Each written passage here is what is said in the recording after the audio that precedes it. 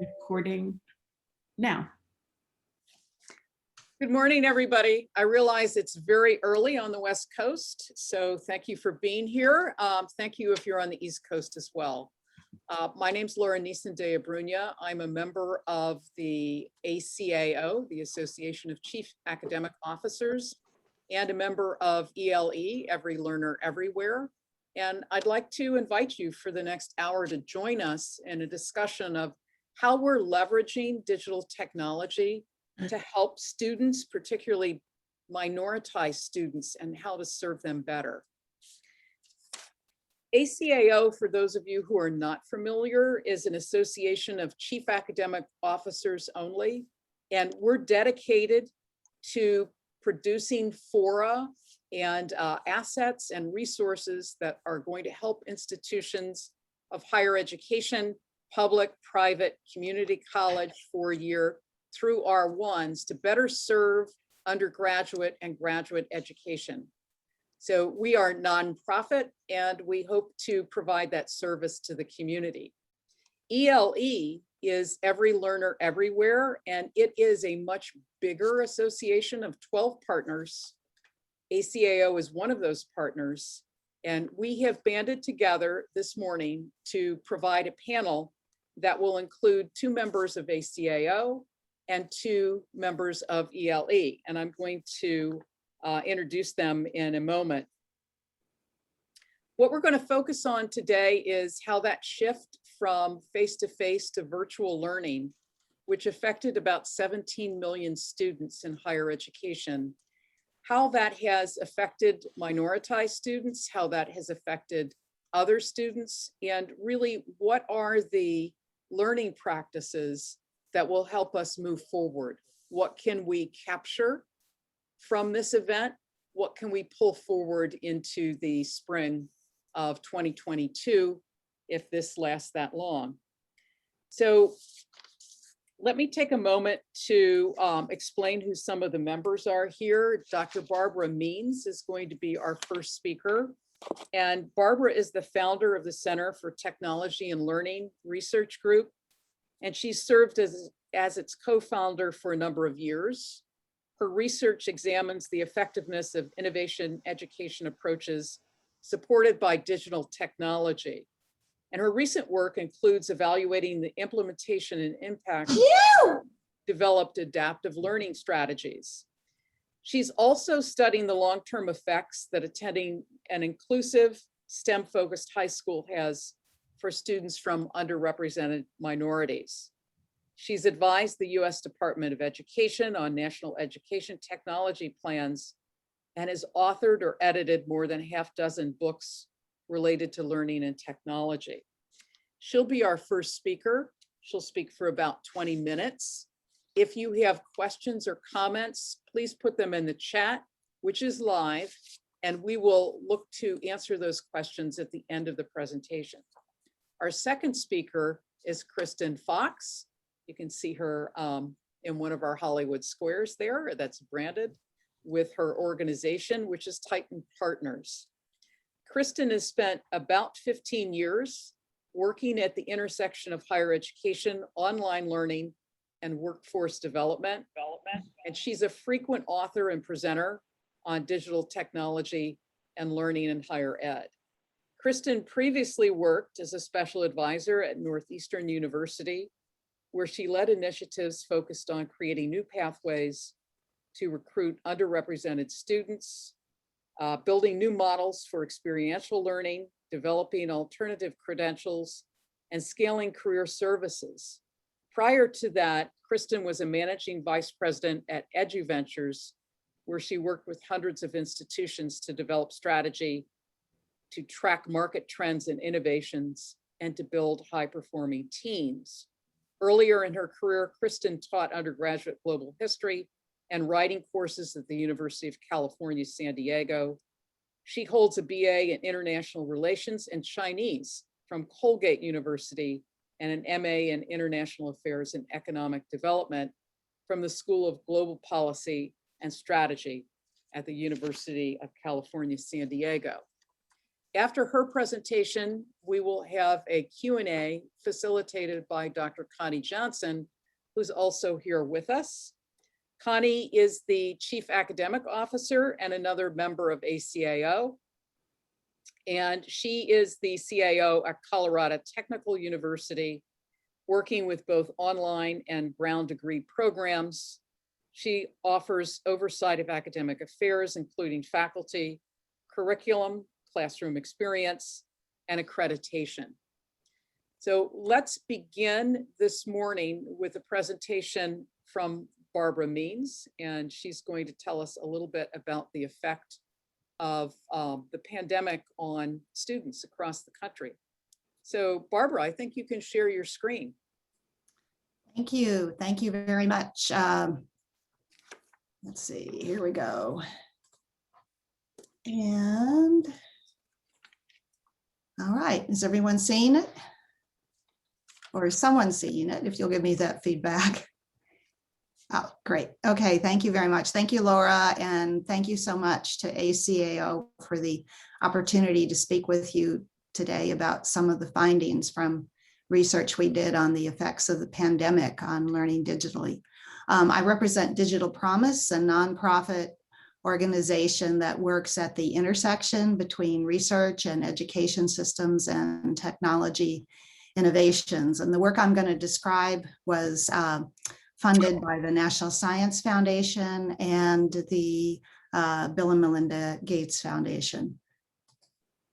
So I'm going to talk briefly about the kind of data we have that this is based on, and we're going to cover topics of student satisfaction with courses as they were taught remotely during COVID-19 last spring, some of the challenges learning at a distance that were experienced, especially by students from low-income and minoritized groups, and instructional practices associated with more and less student satisfaction, and draw some implications for better serving students going forward. And that's something I hope that you all will contribute to as we think about some of the implications of this data, as well as the data you're going to see from Kristen. So briefly, much of what I'll show you today comes from a student survey, which we administered to over 1,000 undergraduates last year. And so we described our sampling frame as students who did not have an existing college degree, who had graduated from high school. They were taking an undergraduate college course for credit last spring that had in-person meetings. It could have been blended, but it included in-person meetings before the pandemic and then switched to remote instruction. We were particularly interested in STEM courses, given our support from the National Science Foundation. So if students were taking a STEM course, we asked them to describe that course. And most of the questions were about a specific course, so they would have something in mind, something specific in mind they were thinking about in responding to queries about their learning, as opposed to trying to generalize over multiple courses. About 62% of them were focused on a STEM course. If they were not taking a STEM course, they were asked to think about the course they were taking that they thought was most important to their future. So they all were thinking of one course. An interesting thing about the sample is it was drawn from a knowledge panel of people who had already signed up to take online surveys with Ipsos. You may be familiar with their panels. They're used very heavily in survey research. This gave us a nationally representative sample, and the survey was conducted essentially in the latter part of May, just about a year ago in 2020. About 30% of the respondents were from two-year institutions, and the rest were from four-year institutions. We also have some qualitative data pulled in, which largely comes from case studies we were doing at the same time. And this was with a set of 10 broad access higher education institutions. We were looking at courses in those institutions where the college had been working on introducing adaptive courseware to their students prior to the pandemic. So they were not a nationally representative sample, but they were an interesting sample because we could really delve into student and instructor perceptions. And we did interviews and focus groups of both. 92 students, roughly half from minoritized race ethnicity groups, provided feedback or provided their perceptions in this part of the work, and 29 instructors from the same courses. So I'm going to shift back to just introducing you to the survey data at this point. Instructional modalities, you can see here, we really saw a combination when it came to whether they were using asynchronous or synchronous instruction. That is asynchronous, that would be independent learning, so there's no set time for doing it. About a third of the courses were totally asynchronous. So it was, here's the material, you work on it on your own time. There was no opportunity for, at the same time, meeting with other students or your instructors. Recordings of instructor lectures, as you can see, which you could see at your own time as you chose, were provided in about 2/3 of the courses. Live lectures, so synchronous class sessions, were also common, a little bit more than half. And there was heavy use of pre-recorded video materials from other sources or other instructors rather than the professor. And a large part of the reason there was so much asynchronous instruction at this time was out of concern for equity. And you can see a couple of quotes here from instructors. So there was recognition on the part of institutions and faculty that there are students who did not have adequate access to either the internet or technology. And in some cases, actually, a number of our case study institutions, the institution had said every course should be asynchronous at the start of the COVID outbreak. And this was something driven largely by equity concerns, which really made sense. But at the same time, there was a tension because there was also a feeling of being disconnected from the course, as you can see from the student quote in the kind of golden colored box. That is, without something that was regular and without an option to interact with other people, many students, as I'll talk about further, found it really hard to stay motivated to keep up with the course and to continue their studies. And so throughout the interviews, especially, we see this tension between synchronous and asynchronous options and trying to figure out the right combination for their students. And of course, one combination might not be right for all students, which is a theme I'll return to. Now we'll look a little bit at student satisfaction with courses taught remotely.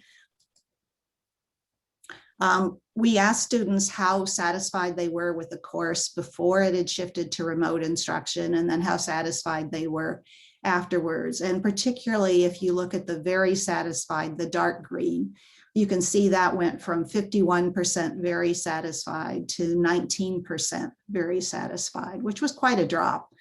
And if you combine the dark green and the light green, 87% of students were at least favorable toward their course before it went to remote instruction, and that dropped to 59%. So that is a big drop, but on the other hand, it was actually more positive than I had expected given the circumstances. It was also interesting that students didn't blame their instructors. We asked students about specific aspects of their course, their satisfaction with these 4 dimensions. And you can see if you look at the instructor's preparation for teaching the course, that you have a pretty overwhelming amount that were at least somewhat satisfied with how well prepared their instructors were. So students were, I think, fairly positive about their instructors for the most part. But where they were least happy was their own learning. So their sense of how well they were learning overall, as you can see in the lowest bar on this particular graph. Areas where they felt remote learning fell short are ones that you can expect, that makes sense, as you see here, in terms of their course experience before and after the move to remote instruction. So where we see green, that's where they felt it was actually better online, which was a minority, but they're about roughly 10% of students who actually preferred the remote instruction.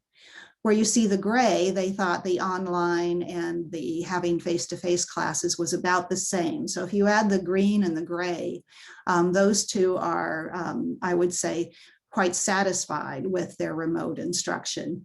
The navy blue are people who thought it was worse online. And where you see there's the biggest sense of it being worse online, that's going from the bottom, opportunities to collaborate with other students on coursework, which makes sense. Keeping you interested in the course content, 57% felt that was worse online. And feeling included as a member of the class, that was half of the students. So those were the greatest reported losses with moving to remote instruction. Students missed interacting with their peers and instructors. As you can see from several of these responses, this is from survey students when they were given an open-ended item and asked to describe their biggest challenge continuing their learning after the course shifted to remote instruction.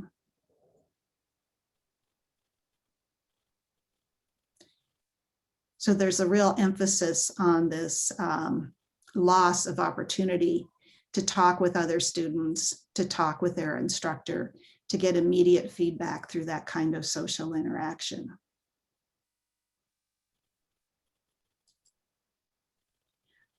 When we compare the different aspects of course experience before and after shifting online, this is the same data you saw earlier. And again, most students thought remote instruction was poorer for opportunities to collaborate with peers, level of interest and sense of inclusion. And the reason I remind you of that is we then took that apart and disaggregated the data for students from minoritized groups and those from non-minoritized groups. So in the minoritized groups, we included African-American students, Latinx students, other indigenous students, other students of color. Non-minoritized, we included white and Asian and combinations thereof. And this is a little complicated to look at, but if you see the green bars, those are where students thought that the remote instruction was either much better, or about the same as instruction when they had face-to-face classes. The two shades of blue are worse online, with the navy blue being much worse online. And if you see that in these aspects of a course, there is a feeling among many students that it was worse online. But if you compare the minoritized to the non-minoritized students, the surprise in this data is that as you look at the final three sets of bars, feeling included as a member of the class, for example, you see that for minoritized students, 60% of them thought it was better or the same online compared to 39% of non-minoritized students. So minoritized students and non-minoritized students really had a different experience with this shift to remote instruction. Keeping you interested in the course, not as big a difference, but again, that same pattern, minoritized students were more likely to think that the remote instruction was just as good. 48% of them did. And opportunities to collaborate with other students, interestingly, even something like that, which feels more concrete than the perceptions. The difference is large between minoritized students. 44% of them thought it was as good compared to 27% of non-minoritized students. So there are two ways you can look at this. You can either wonder why minoritized students were so positive about remote instruction, or because they're comparing remote to before, you can also ask why weren't they more positive about their instruction when it included face-to-face interactions. So while most students thought their course experience was better before shifting to remote learning, students from minoritized groups were more likely to think the experience was as good or better than when it had included in-person meetings in terms of those final three variables in particular. And what is even more surprising about this is that this was true even though students from minoritized groups experienced more technology and other challenges with remote learning, as I'll show you in a minute. And in general, those students with more challenges were less happy with remote learning. So the question is why, and what does this suggest about course experiences from minoritized groups before COVID? Now, just quickly, I'll go over some of the challenges in the last few minutes I have. Overall, 1 in 6 students experienced internet connectivity and/or hardware software problems, either often or very often. And these were defined as problems serious enough to interfere with their ability to participate in the course. And these were more prominent among students of color and those from lower income households. You can see here 20% of students from minoritized groups experienced internet connectivity problems often or very often, compared to 12% of students from non-minoritized groups. So the concern about their access to the learning resources was well-founded. Similarly, you see the same kind of difference when we slice the data by household income. Major hardware and software problems were not as common as the internet problems, but they tended to be experienced by the same students, and they followed the same pattern of racial, ethnic, and income differences. There were other challenges to continuing the course after shifting to remote learning. The biggest one overall for most students was staying motivated to do well in the course. As you can see, 42% of students thought that was a major problem. And for an overwhelming 79% of students, it was at least a minor problem, a minor or major problem. Finding a quiet place to work, fitting the course in with home family responsibilities, not knowing where to get help with the course, feeling unwell, and fitting the course in with the work schedule. You can see all of those were challenges, but none of them was as frequent, as common as staying motivated to do well in the course. These are a few quotes around how hard it is to stay motivated, and especially without a daily schedule and without in-person interaction. This, again, we looked at by student minority versus non-minority groups. And we find that in terms of staying motivated, that interest level, that was similarly challenging for both subsets of students. But when we look at the other challenges, those were more common for students from minoritized race and ethnicity groups. Similarly, women and those responsible for childcare, which tended to be women, and students from low-income households also reported more challenges. I'm not presenting that data, but it followed a similar pattern as you see here. So here is I guess the shred of light here in the last few minutes I have. We saw from the student focus groups that students were less likely to have those motivational issues that were so common if they had been already using courseware where they did some asynchronous learning before the pandemic, and if their course included some online sessions after it switched to remote delivery. Now, these could be online office hours, they could be online class sessions, but anything that had a synchronous component and students who were already using asynchronous component. We looked at a number of specific instructional practices. These were in the frame of interaction, content and activities, assessment practices. You probably won't have time to read all of these, but what I want to just show you is that for each student, we counted up the number of the practices that the student reported being in their course that they were describing. And then we looked at student satisfaction with the course by the number of practices they experienced. And we found that the more of these practices that were on the survey they experienced, the happier they were with the course. We did some analyses here, and we found that this increase in satisfaction with the addition of one of these recommended instructional practices pertain to all the different student subgroups we looked at. But we did find, and this is the last point, is that some of the practices worked and were similarly effective across all the different subgroups, but group projects and live discussion sessions actually had a negative impact for students responsible for childcare in the case of group projects, and for lower income households in the case of live discussion sessions.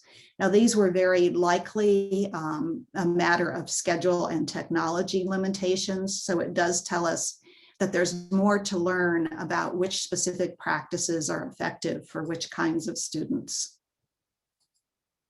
And implications for going forward. We need to ensure that every student has computer and internet access adequate for participating in video conferencing and whatever digital learning applications are used in courses. We need a plan for dealing with broader than usual ranges in student preparation for key courses. I didn't talk about that, but STEM students were particularly worried about the impact of lost learning last spring on their future in their STEM major. And considering implementing adaptive learning systems plus techniques for maintaining a strong sense of belonging and classroom culture. So I'll finish there. When you get a copy of the slides, you'll see places where you can find more information. And I thank you very much. Thank you so much, Barbara. This is really rich information, and I know everybody will appreciate seeing it in a way on our website that they can really, unpack it. I want to turn now to Kristen Fox from Titan Partners and ask her if she would give her presentation. Great, thanks so much, Barbara. And you'll see that some of the themes that I'll speak to will piggyback and link to some of the observations that Barbara has shared.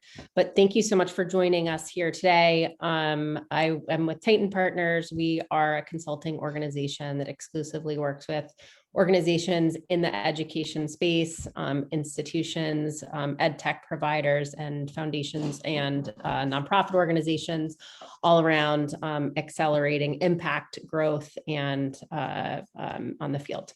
So what I'm going to talk you through and focus on are 4 key questions, and I welcome comments at any point in the chat, as Barbara and I both do with this. There's a lot we have to leave on the cutting room floor, so if you've got questions that are being addressed directly here or not, please feel free to let me know. But 4 things we're going to cover. So how have faculty perceptions of digital learning changed as a result of the pandemic, and what do we expect to see continue? What are we observing as being those course level instructional priorities that instructors are telling us they're really focused on? And in particular, the zone of focus here that I'll be talking about primarily is those faculty teaching introductory level courses or general education courses. Third, how faculty are using digital tools and what we're starting to see around the role that those tools can play to support evidence-based teaching practices. And last but not least, how we at institutions and as leaders can support high quality digital instruction moving forward. So the data that I'm going to be referring to comes from a few different sources. We, since the start of the pandemic, have been engaging in surveys of faculty, over 11,000 unique faculty from over 2,000 institutions to inform our learnings. And what I'm going to be referring to primarily here today are 2 data sets. One is a panel of faculty, so faculty who have consistently shared with us their perceptions throughout the pandemic at 3 different intervals, May, August, and November 2020, as well as a broader faculty sample that may have participated in only some of those surveys.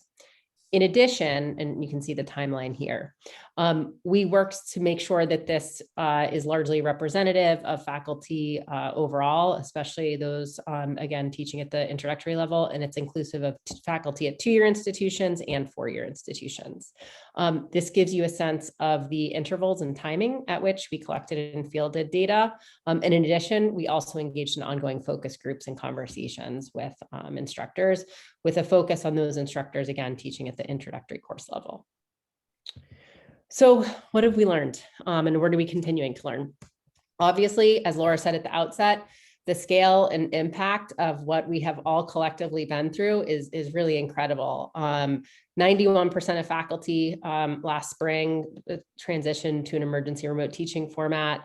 And then last fall, 2/3 of faculty taught fully online, 24% in hybrid or highly flexible formats. 3/4 of faculty had to adjust their course from their original modality. Most of them were integrating new digital tools, and over 17 million undergraduate students were impacted. So, one of the things that we thought, right, as we came into this was, would this emergency transition have a negative impact on the perception of online learning?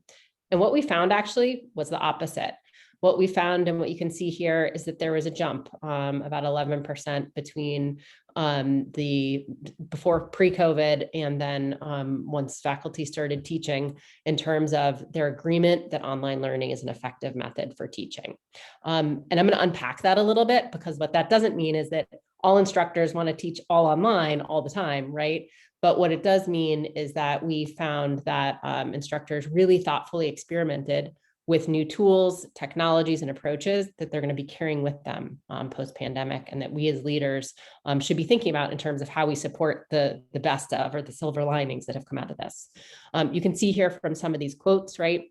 Online classes and the incorporation of digital tools more generally can be useful for classes if I have proper time, right?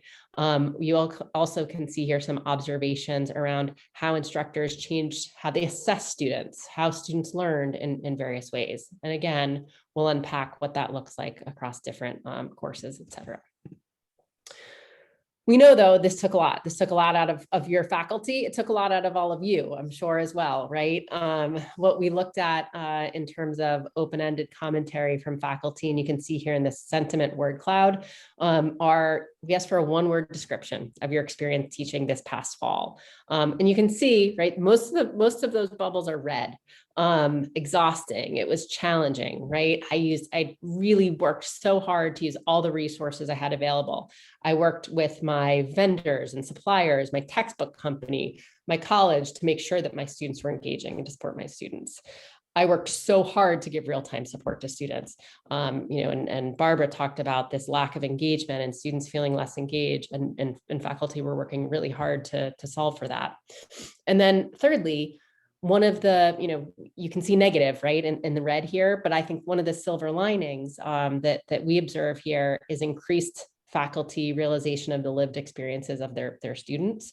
And so one of the things you can see here in this final quote is, an observation that we heard again and again, was that I've found that me pre-recording lectures, me making more of the content asynchronous and thinking about the equity of my courses has been really valuable. And I'm going to do, this again and more, because it made a difference for those students who couldn't be there in the course.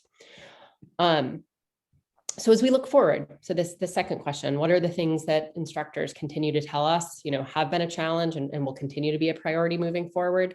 It's engaging students, right? So again, consistent with what Barbara talked about, faculty at 2-year institutions, 4-year institutions serving, high levels of Pell eligible students, high levels of students of color or not, all said that engagement is one of their top priorities moving forward, and will continue to be. And you can see some quotes here about how, in particular, in a fully online environment, that was something that instructors told us that they struggled with and needed support from their institutions, and thinking about how to design their courses in ways that enabled them to do this. Additionally, one of the things that we heard from instructors and continue to hear is that there are continued concerns about equity. And again, I find this both concerning, but also I see a silver lining here because I think there's heightened awareness across institutions at the individual instructor level around some of these issues that are themselves not new. But what you can see here is that we saw consistent, 2/3 of faculty say they're concerned about equity gaps between students at their institution. And in particular, consistent with what Barbara shared, we heard faculty again and again telling us, students who are poverty affected, who are students of color, have struggled the most in terms of being able to access materials, feeling like they were engaged in the course at certain periods of time. That's where faculty worried the most. Then what we also saw is students without sufficient internet access, that being a continued concern that institutions worked hard to solve for, and also device access. There are 3 ways that faculty, also told us that they need to see institution-wide support. What we saw was a lot of faculty on the front lines of all these issues, right, and being the connecting point between students. Integrated advising, more access to tutoring, as well as mental health resources are some of the things that again, faculty teaching across institution types told us were really important. So what did we see in terms of, and what do we expect that we will continue to see in terms of how practice in the classroom is actually changing and will continue to change as a result of the pandemic and the increased exposure to digital learning? So there are 5 things that you see listed here that we heard in focus groups. We saw in the data about ways that instructors really said, okay, here's why I think online learning and the incorporation of increased number of digital tools can be powerful. So the first is, and I alluded to this before, the use of more asynchronous pre-recorded materials. And there's a really powerful quote to the right here about that, about how one STEM instructor at a community college told us, my institution doesn't value enough how vital those asynchronous remote learning options are for equity and student success. Removing geography and time, allowing asynchronous options clearly reduces the equity gap and improves student success. And so, this instructor has been really, pushing to improve that and is seeing real gains in their courses because of that. There's a clear impact to faculty. It enables instructors to use class time to engage students in their learning and enables flexibility for students. The second thing we heard again and again when we asked instructors what they would take from this experience and carry forward is the increased modularization of content and learning outcomes. And here, obviously, the impact is enabling more easily and efficiently adjusting of what's happening in courses based on student learning. And it also has the potential to give students increased visibility into learning outcomes and what they need to learn. Thirdly, we saw and expect to see continued use of more frequent informative assessment. Obviously, this is very powerful in giving insight on student comprehension that can be used to adjust courses and adjust instruction, and it gives students visibility as well. Fourth, increased use of digital tools. I'll share some specific data around this, but in particular, where we saw and will expect to see continued adoption of digital tools is around engagement tools, collaboration tools, as well as those tools that enable the assessment of learning, whether they are standalone instructional tools or full course complete courseware types of materials. Obviously, powerful benefits to faculty in terms of enabling observable evidence of learning and powerful potential impacts for students as well. Last but not least, one of the things that was challenging for instructors was the provision of, targeted individual outreach to students and supporting them without the supportive tools, doing it via email, one-on-one, highly time consuming. It has impact, but is highly time consuming. And so here again, we expect to see continued use of tools and to do that, as well as, of course, see really important impacts for students in terms of, especially for minoritized students or students who are not accustomed to engaging in proactive help-seeking behaviors, ways to provide students with encouragement and support in seeking help. So those are some of the things that we expect to see continue. We also, similar to what Barbara shared, asked about a same or very similar list of instructional practices that faculty use during remote learning. And what you can see here, we've got those plotted by percent that are satisfied with student learning. So that is, if I used small group assignments, what you're looking at there is it's about 73% said of those faculty who use small group assignments said they were satisfied with student learning, and just under 30% of faculty adopted that practice. So that's how to interpret this chart. So what you can see, high adoption, those practices that were pretty globally adopted by faculty were around personal messages to students and live sessions. Those things that were adopted at lower rates were small group assignments. And then what you can see as well, so those that are boxed are those areas where we saw satisfaction with student learning had a statistically significant difference. So we saw that the incorporation of small group assignments and student self-evaluations were associated, right, with a statistically significant and greater satisfaction level of student learning. What's notable and interesting there, though, right, and that undergirds this, Barbara just shared that for certain subgroups, small group assignments, right? So for, I think it was students that are working or had childcare responsibilities, and you'll correct me if I am mischaracterizing, Barbara, but that for that subgroup, small group assignments actually made them less satisfied with their learning. So again, here, we are not able to disaggregate the student data based behind each of these groups, but it's really important, right, to think about this in terms of how we help faculty disaggregate student data and assess the effectiveness of these practices in their work. What else we saw was that the number of instructional practices used, so the greater the number that you use, the greater your satisfaction with student learning in your course. And so that's really important, right? These practices used in parallel with one another produce greater results. What's also, though, important and notable is that we saw only 20% of faculty use 7 or more of these instructional practices. And so one of the questions we asked ourselves is, who are those faculty? What makes them different, right? If we're seeing greater satisfaction at that level in terms of student learning, what do we need to do to replicate that? And so there's 2 things. One is past experience and prior exposure to teaching online. So experience matters. And then the other is institutional support. So those instructors who were using those greater number of instructional practices had greater levels of access to centers for teaching and learning, IT support, instructional design support, et cetera. So really important as we think about how we want to engender, the application of these practices is the degree to which there is support from the institution.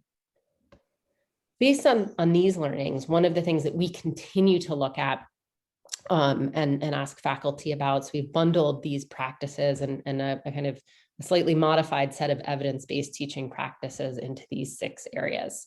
So transparency and clear overview of what you're learning, active learning practices, formative practice around practice and giving targeted feedback, data analytics and the use of data, practices that relate to metacognition, self-regulation and agency, and practices that relate to sense of belonging in an inclusive learning environment.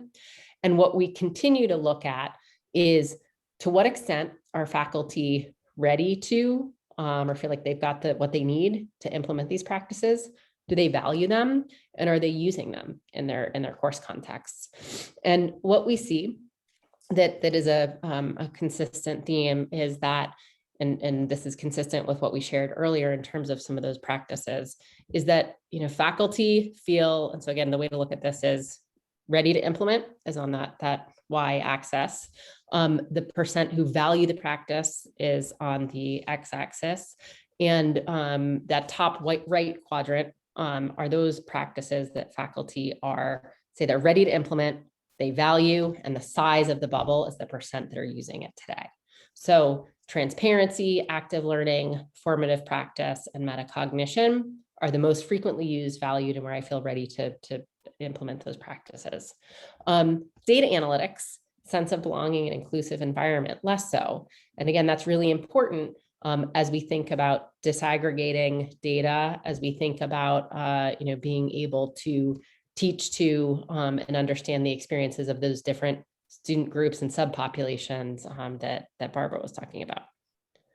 So what are we learning though about how digital tools are supporting the implementation of those practices?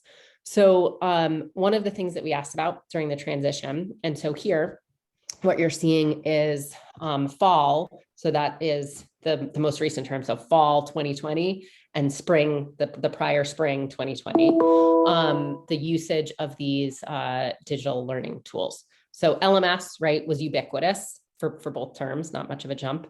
It's actually curious who are the 5% or so instructors who say they weren't using an LMS. Video conferencing tools, obviously also ubiquitous for better or worse, and then followed by e-textbooks, courseware, and then OER, and then these last three categories we call you'll hear me refer to as instructional tools.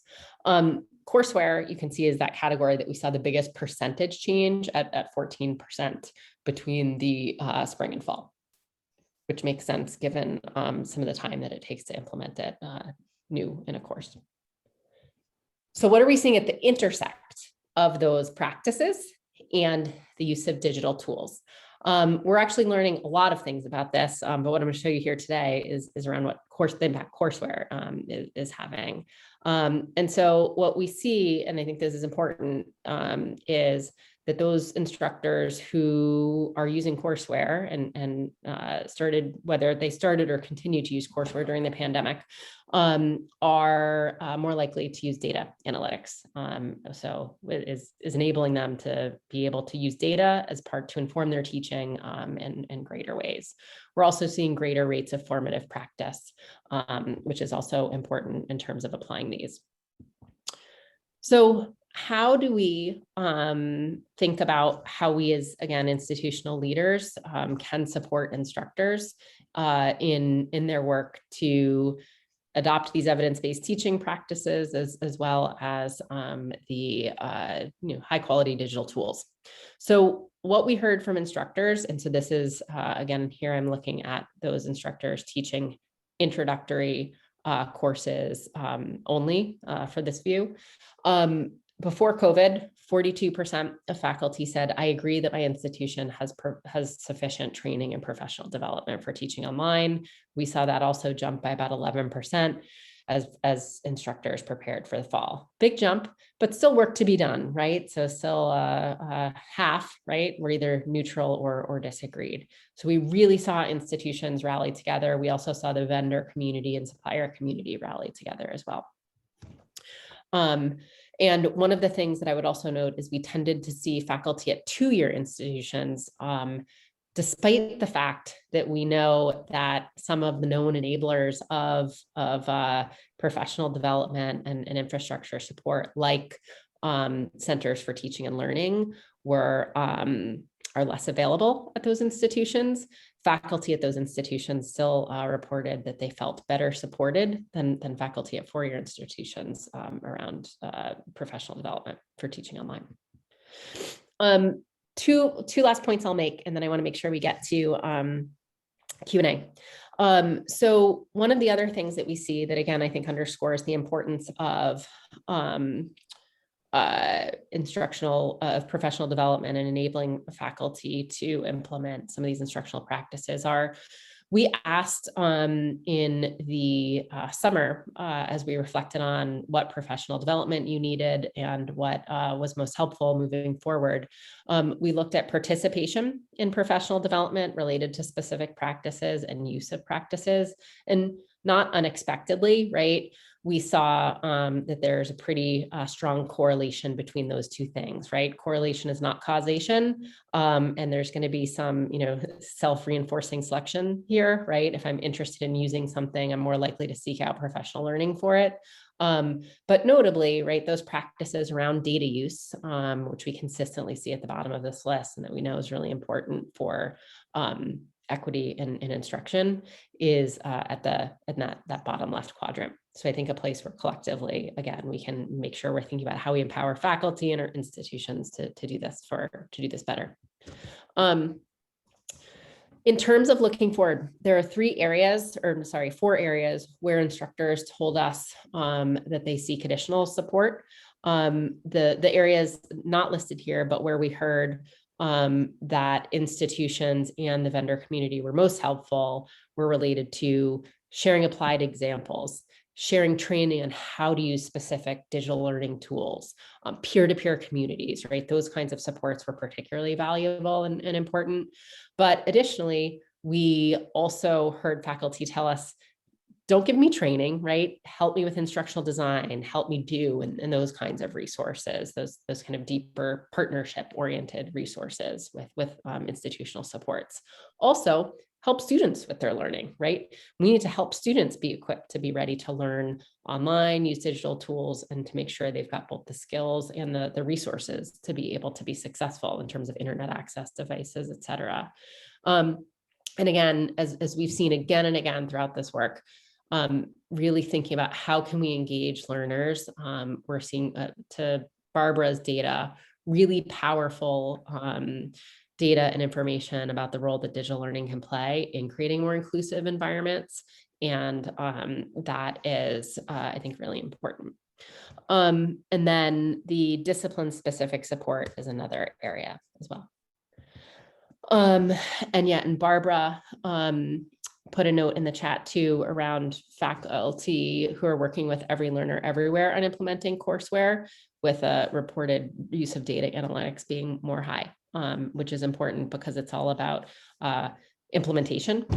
It's not about products, or a tool itself is not going to enable the use of a practice.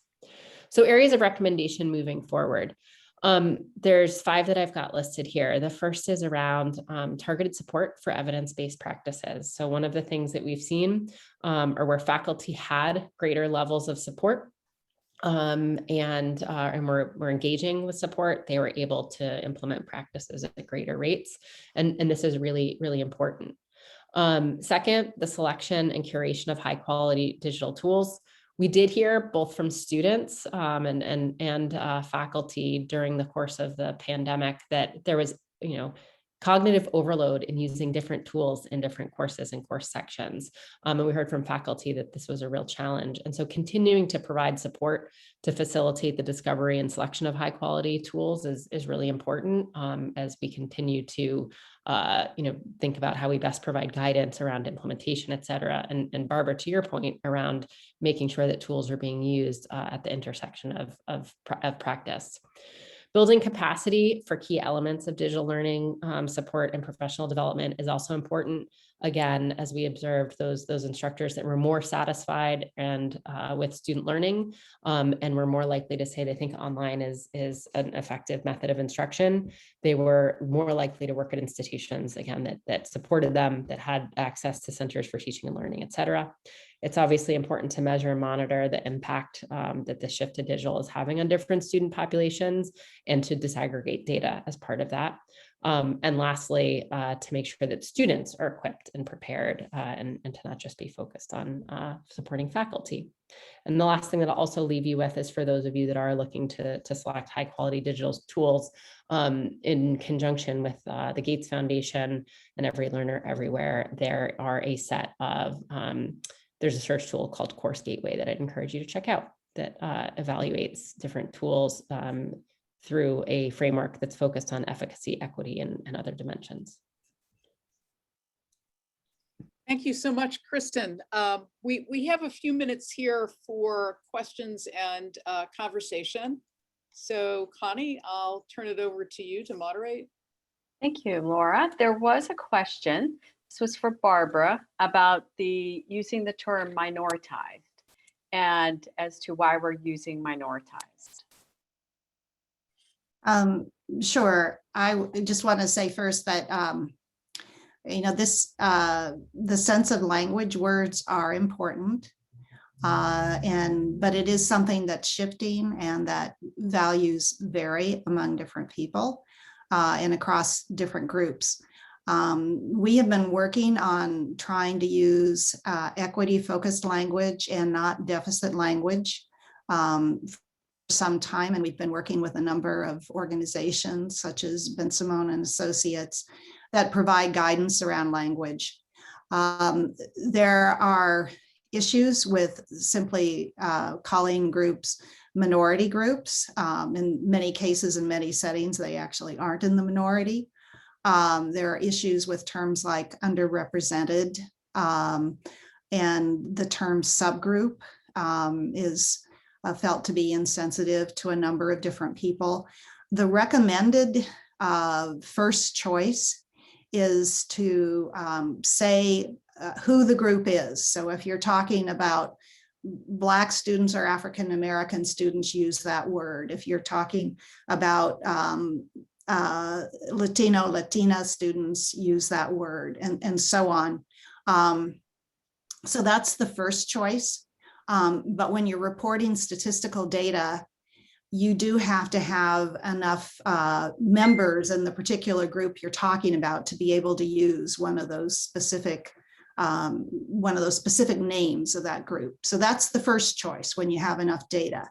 In our case, because we actually had enough data, if we put Latino and Latina students together, we had enough data, but we had a marginal sample size if we just looked at African American students, and we had a very small sample size for Native American, Indigenous students. Putting them together and calling them minoritized racial ethnic groups is considered the second choice, as I understand it, as we've been advised. So that's why we took that position, or that's why we use that language, and we call them minoritized racial ethnic groups, because they are treated as minority groups. But the reason for the adjective is not to put it on the groups, but to put it on the culture within which they're embedded that treats them as minoritized. That was maybe a longer answer than you wanted, but that's the explanation. And I think it's something that will continue to evolve as language evolves and social sensitivities evolve. Thank you. One other question. It looks like we're bumping up against time, so perhaps we could also have a summary statement from each of you after the question, but this is for you, Kristen. Any reviewing of K through 12? I know Barbara answered in the chat that her work did not include K through 12. So there's an interest if your work also looked at K through 12. We have not looked at the incorporation of these practices in K through 12 through this work, no, unfortunately. Okay, and would you like to provide a summary statement? If anyone has any burning questions, if you want to put it in the chat, but certainly from both of your work. Yes, Laura. I have a question, and that is quickly, if you could tell us the difference between what practitioners call high impact practices and evidence-based teaching practices. I think there's a major difference there, and to clarify for practitioners would be helpful. Right. Either one of you.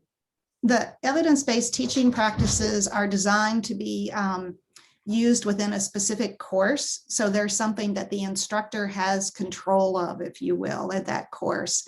Many of the high impact practices are things like cohorting students and groups across their different courses, or undergraduate research opportunities, which are often done at the university level. So they're not in contradiction with each other, but one is largely framed and implemented at the institution level, while these evidence-based teaching practices are at the course level. At least that's how I think about it. Thank you. Connie, did you want to ask for final comments? Yes, final comments, maybe a sentence or two from each. As you can see, if you were following the chat, there was great interest and compliments on your work. Everyone's very excited that these will, the recording and the slides will be available after. So Kristen, final comment as you've been working and looking at data. Yeah, I think what has been just incredible. Oh, I went into the same Zoom. Is the extent to which this has been, I think, really a moment in time and learning experience, both for institutions and individual instructors, to really rise to the occasion and use this as a grand experiment. And I would absolutely encourage anyone who's interested in learning more about the materials that both Barbara and I shared they're both posted at Every Learner Everywhere. And if you've got questions about how you at the course, department, or institution level can think about how to implement and scale any of these practices that we've talked about here today more globally, please just reach out and let us know. Thank you. Barbara? I think my final point would be this data gives you a sense of some of the practices that on average tend to be associated with interesting and better satisfaction, both among students and among faculty.